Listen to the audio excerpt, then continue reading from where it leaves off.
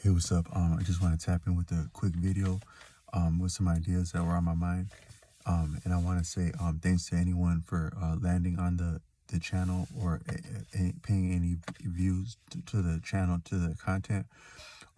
It's yeah, I really appreciate the any engagement with the channel, because I think that because of some of the type of the content that I'm offering, it would speak to like a certain type of audience that would be interested to hear what you got to say about talking the line of what I'm talking about. So I think that they say like a lot of things, like they a lot of I think that if you go to school for something like, say, business or entrepreneurs or something like that, I think that some of those things, they can confuse your natural instincts, like how you get after something, how you go about something, how you peel an egg, how you peel an onion is one way you do things, and then you may learn other things. But anytime that someone like has something to say that exactly is given, like the word advice may be a red flag. I picked that up in a book called Yoga Complete. It's like total, it's like yoga, bhakti, um jhana, but I think bhakti means enjoyment, jhana means knowledge, um kriya means action, and but I think kriya may be synonymous with raja yoga. And I don't know much about raja yoga, but I think kriya may be synonymous with that. And then also hatha is like with the postures. Those are different recognized forms of yoga, but the most arduous of which, according to Arthur Avalon, is jhana, that is knowledge. The actual anything that has to do with exchanging value has danger in it imminently. So anything that you would have to pay, or anything that you would have to pay with, have to pay or be paid for, as learning goes, that's some of the greatest some of the greatest expenditures of a human life in modern times, and maybe times past also, is along education, the rearing of the future generations. But also education is the greatest investment for people we love, but also for ourselves. So if you just take into account the dangers that would attend what you have to go through in order to have the opportunity to sit somewhere, because according to Osho, the word school, that actually refers to leisure. So when you're saying school, you're saying a seat of leisure where you have the leisure to indulge learning, because learning is something of an indulgence. If you're having to like really learn, like say, imagine you were living a life of arms, heaven forbid, and you had to exist, whether an outlaw or whether like a state, like a sanctioned professional force. And I don't like the word force as human beings and fighting is concerned, because that's a euphemism. But for lack of a better word, a group of hang on, I gotta bounce because it's I'm getting a lot of people driving by.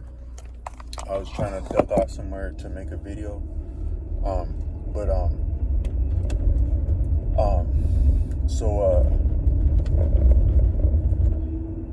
normally I don't like to drive while I'm doing videos, but whenever you're out somewhere, if you start seeing a car pass like crisscross this and that many times, that's not a good look. And I'm not trying to act like I'm about that life, or but just the hour a day that it is. Sometimes I'll get cars crisscrossing in different directions, and I was trying to pull over to do a video while I had some ideas in my mind, and I'm doing deliveries and stuff, but it probably wasn't about nothing, but just as you got to have certain protocols in life, and those protocols, they can keep you out of a lot of stuff. Sometimes when people get into horrible situations, they may have looked past or failed to create just a certain protocol that would have served them. And one is that when you see a vehicle passing different times in different directions, it's not good to go somewhere. I learned that from when I was very young. I had a friend. I always had friends that were a little bit more street than me and from a little bit more of a background, even as kids. But I somehow got along with people from like a lot of different backgrounds. And this kid was telling me, we were young kids already. Some kids that you grow up, like some people, they would say like, oh yeah, this person jumped off the porch when they were like, they jumped off the porch means like getting involved in a lifestyle, like when you're like 12 years old. I will grow up with everyone that jumps off the porch isn't the only people that are around the porch. So I will grow up with some people that were young. Like I had a friend in New Mexico, and he was more athletic than me, more gifted than me. But I worked a little bit harder at basketball, but he was actually more talented at basketball and athletic. But we would be friends in school, and we were each other's main competition because there's a beautiful girl that we both liked. And I think that he was my main competition in sports and in life in school. But we were also friends because we kind of clicked a little bit. And he rode there's only like two buses that went home from there's three buses that went home from my elementary school. And he would be on a different one. I never rode with him, but one time I was a lot about basketball when I was young. And so he came over to my house one time because I lived in a neighborhood that had a lot of good basketball competition. And he came over specifically to play basketball with me. But he had he was from a background, and so he ended up staying the night with me, but it hadn't been planned like that because I always wanted him for competition. I only wanted him to come over and play basketball with me. But then it was some stuff going on with his family, so he had to stay the night. So I made it got more comfort me than I asked for. But it's kind of funny which friends you actually want to spend the night. Oh, can we have a sleepover, Mom? And which ones you're yeah, man, you gotta go home, man. But he was cool as hell. He was a real mother effer. And he came home on the bus with me one time, and he wasn't trying to act tough or nothing, but he's yeah, man, when you're outside somewhere, because I'm talking about Albuquerque, New Mexico. So I grew up in Albuquerque, and Albuquerque has a neighborhood called the Kirk. That neighborhood is named after Kirkland Air Force Base. A lot of the people that live in that neighborhood of the Kirk, they would have just that sounds like that, the Kirk. I'm not sure if that's from Albuquerque because it's Albuquerque, New Mexico, or the Kirkland Air Force Base, but either one of those, it lends itself to the name the Kirk. It was like this. It's like a neighborhood where there's this main street. There's a main street in Albuquerque, but if you turn off that main street, there's a whole neighborhood that's kind of like a cul-de-sac. So you would have you would know what a cul-de-sac is in a suburban area. That's like a street with a dead end, with a circular dead end. But this whole neighborhood was like that, where on some of I think that'd be the east and west and south. So you come into it from the north. The main street is on the north, Girard. But you come into that street, that neighborhood, and and I'm not trying to just blast people's hoods like that, because that's still a hood actually to this day. I think that's a real hood. But so respect to anyone from that area. This is just I'm just sharing life experiences. But that neighborhood, you come up that main street, Girard, I think it's Girard, you come off of that's to the north of the neighborhood. But then the neighborhood itself, it's like a U, it's like a horseshoe. And so you can only go, so you come in from the north, but you can only go so far east, south, and west at all. I think there might be some ways in and out, but it's a lot like a horseshoe. But it's like a cul-de-sac like that. And so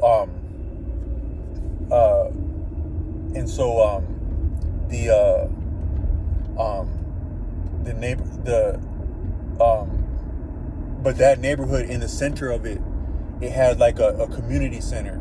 There's a really dope community center, really, really dope. Now I would be at that. The only reason I know about that neighborhood is because one is that my bus, I was the last stop on it, but my bus would go through that hood. But then also I got recruited for a program for gifted children. I didn't actually know I didn't know that that's what was going on, but I was just a young person, and this older guy, he's famous in New Mexico. His name was Johnny.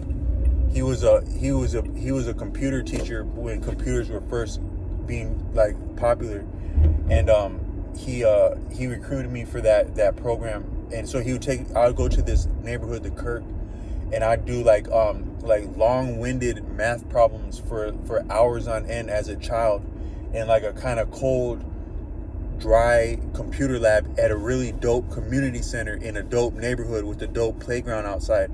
But I was stuck up in the computer lab, and a lot of the beautiful girls at my school, they lived at that neighborhood like that. So that neighborhood had it going on. That's a real neighborhood. Some of these neighborhoods in different cities. I'm making this video from the Twin Cities, and we have like North Minneapolis. North Minneapolis has a reputation. Some people would hear that, you just hear North Minneapolis and you think of violence and maybe sales of some kind, but it's way, way deeper than that. That's a real black community. Going back, like Twin Cities has 2 black communities at least, like probably more, but you have North Minneapolis and then you had Rondo and St. Paul. Rondo was like a terminal point of the Underground Railroad. The Twin Cities were, according to Judge Joe Brown. And Rondo, it was a vibrant community, African American community in St. Paul, Minnesota. But then they needed to put I did another video saying that driving up and down highways at high speeds may not actually be a normal human activity, and it had to do with like building infrastructure, like during it has to do with the history of the Cold War. That's what our freeways have to do. I extrapolate because it came about during the time, maybe not far after and different than President Eisenhower, who would talk about the military-industrial complex and warn of it, even though he came from it. It's a kind of interesting, like, sometimes you don't know if people are a whistleblower or it's just their guilty conscience, because he was like a real general. There's a picture, I used to like pictures of military things, and there was a picture of him like from World War II, and he was talking with some troops in World War II, and he had some real general vibes going on. Like, these men that you see taking a picture with Eisenhower, they weren't even men anymore, because they were like, you got a man, you got a soldier, and then you got what happens to you in war, and you're also surviving in war, and you're something different at that point. It's not exactly a man or a soldier, it's just something different. But it's meaner than hell, but it can also be very kind, is what a person is like that. So you had some of these people like that taking a picture with Eisenhower, and they had the utmost respect for that man. That's the most you can respect another mortal being, is the way that they were looking at that man. Maybe the only thing you could respect more than that would be like someone who really loves you, or your mother. But the way these men were looking at, the way these people were looking at Eisenhower walk past them, it was like, that was really actually kind of beautiful, that someone could have their respect like that. But they're actually as awesome as he is. But that's who Eisenhower is. But even he warned about the military-industrial complex, and I think that was about the 50s when they started putting freeways all up and down through the United States, potentially to prepare for some kind of an engagement. But anything that you can forecast and plan out that well can probably be anticipated by opposition. So I don't know that the freeways would have ever made a damn difference if it would have came down to real fighting. But actually, your venues, your arteries and veins of transportation are actually very significant. And actually you can't factor them out of any kind of difficulty, because they're there. So when you're put, there's usually at least one way out of a paper bag, and if you're in enough trouble, there's different ways. There are different options. There's always different options in any situation. There are options. The last option, like some people, the last option may not be agreeable or feasible for living, but there's always options in trouble. And the arteries and the veins of communicating yourself, conveying yourself for transportation, they'll play a role. So whether or not they were intended for one thing or another, that they're there. So the arteries of transportation are significant still. And in the U.S. though, but there's politics with anything. So when they put the freeways through these different places, they wouldn't put the same freeway through the same neighborhood. So in the Twin Cities, like St. Paul, they actually exactly interfered, and it gutted the Rondo neighborhood. That's probably some of your earlier. I don't know that gentrification is probably beyond ancient, but in your modern iterations of gentrification, as we know gentrification in modern Western society, in American society, that would have been some of your prominent, clear-cut, clear case, open and shut. Gentrification would be running I'm referring to Highway 94, run it straight in the hell through, no disrespect, the Rondo neighborhood. And then Rondo, so when they did that left you with Selby, like the Selby side of 94, and then you have Frogtown, which is the north side of 94. Selby and Frogtown go parallel, and those are almost like two hoods. But it would have been a different. You exactly changed the entire dynamics by going the 94 through Rondo. It's interesting because I just got back from San Diego, which it's south and west of the Twin Cities. You can't actually appreciate there'd be any connection between the Twin Cities and San Diego, but actually 94, Highway 94, that gutted Rondo, it actually goes all the way to California, to San Diego. It'd be interesting if you could actually understand the reasoning of why they would name one highway one thing for this many miles, and what the meaning of the naming of highways is, and how the real function of the naming of highways is, whether like county roads or actual highways or interstates, freeways. It'd actually be interesting to know the reasoning, and that could be a deeper insight. That could be a real insight. But some of these neighborhoods like Rondo, North Minneapolis, these are real centers of African American society vibrancy. But I think the vibrancy that's secondary to the greatness of the African American community. But then the Kirk was like that in Albuquerque, where actually at that time, in the 90s, I would be going to the Kirk to do these computer labs. I was a kid. I didn't know anything about any kind of lifestyles or stuff like that. I might have seen a few movies, but I knew what it meant when I was in the Kirk. You could feel that you were in the Kirk. It wasn't danger for the sake of danger, but it was just realer. It was actually something. I mean, I'm not trying to say that the whole city of Albuquerque isn't real, because Albuquerque is real, but the Kirk is really unique, and it had a vibe. You could actually feel culture there. And at that like if you were to play the song for me, Computer Love, if you know that song, Computer Love, that exactly makes me think of the vibes of the Kirk. I get nothing but the vibes of the Kirk. When I came to the North, I befriended, and one of my real friends in life, one of the people I ever clicked with in this life and connected with, was my best friend in high school. And his father actually is the man who sung Computer Love. I think Computer Love is sang by Zapp and Roger. I'm not sure if my friend's dad was Zapp or Roger, but my friend's dad actually was the singer for Computer Love. And then I knew some of his cousins, and they would confirm that his father had sung that song. And then one time I took him at his word for that for many years, but then way later, like a few years ago, decades after I had been friends with him, I actually looked up his dad, and you can tell that he's a spitting image of his dad.